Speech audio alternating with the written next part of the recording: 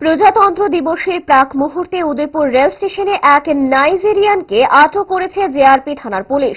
Nigerian ওই যুবকের নাম অনিবোজ স্ক্যানিথ, বয়স 35। নাইজেরিয়ান ওই ব্যক্তি দিল্লি থেকে আগরতলা হয়ে সাবরুম যাচ্ছিল কাঞ্চনজঙ্ঘা এক্সপ্রেস ট্রেনে। সেই সময় উদয়পুর রেল স্টেশনে নেমে যায় সে। তখন জিআরপি থানার পুলিশ লক্ষ্য করছিল রেল স্টেশনে নাইজেরিয়ান এই ব্যক্তি সন্দেহজনকভাবে ঘোরাঘুরি করছিল।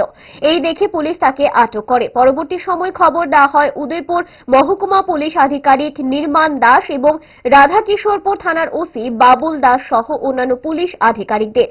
উদয়পুর মহকুমা পুলিশ আধিকারিক নির্মাণ দাস বলেন, নাইজেরিয়ান ব্যক্তিকে আটক করার পর পুলিশ জিজ্ঞাসাবাদ করছে। এই নাইজেরিয়ান ব্যক্তির কাছে ভারতীয় মুদ্রা 12,675 টাকা এবং 3টি মোবাইল পাওয়া যায়। এর সাথে পাসপোর্ট, ভিসা সহ কোনো ধরনের বৈধ ডকুমেন্টস নেই।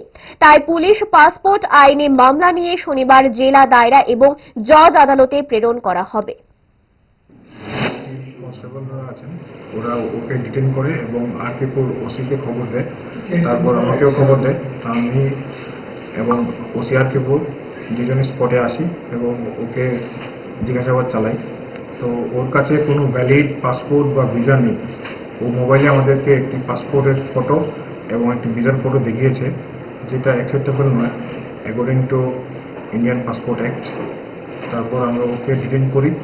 এখন একটি স্পেসিফিক কেস হবে এবং ওই কেসে ওকে অ্যারেস্ট করে কালকে করে ইন্ডিয়ান কারেন্সি কিংবা নাইজেরিয়ান কারেন্সি কি পাওয়া গিয়েছে? ওর পজিশন থেকে কোন নাইজেরিয়ান ইন্ডিয়ান কারেন্সি পেয়েছি 12,675 টাকা এবং তার পাশাপাশি 3টি মোবাইল হ্যান্ডসেট এবং একটি ঘড়ি আর কিছু ডিকশনারি আমরা পেয়েছি।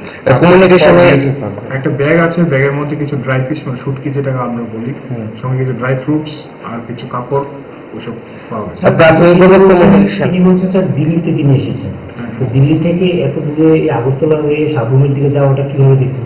ওনাকে জিজ্ঞাসাবাদ চালানোর পর উনি বললো যে নাইজেরিয়াতে যে আনরেস্ট চলছে, তো সেই আনরেস্টের কারণে উনি দিল্লিতে গত 2024-এ এসেছেন এপ্রিল মাসে।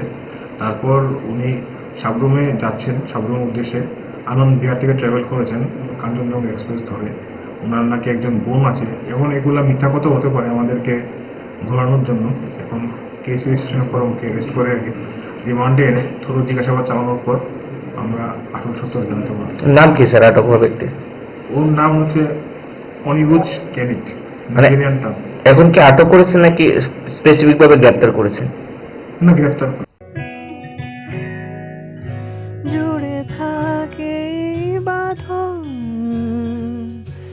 আপনার চেয়েও আপন, জুড়ে থাকে বাঁধন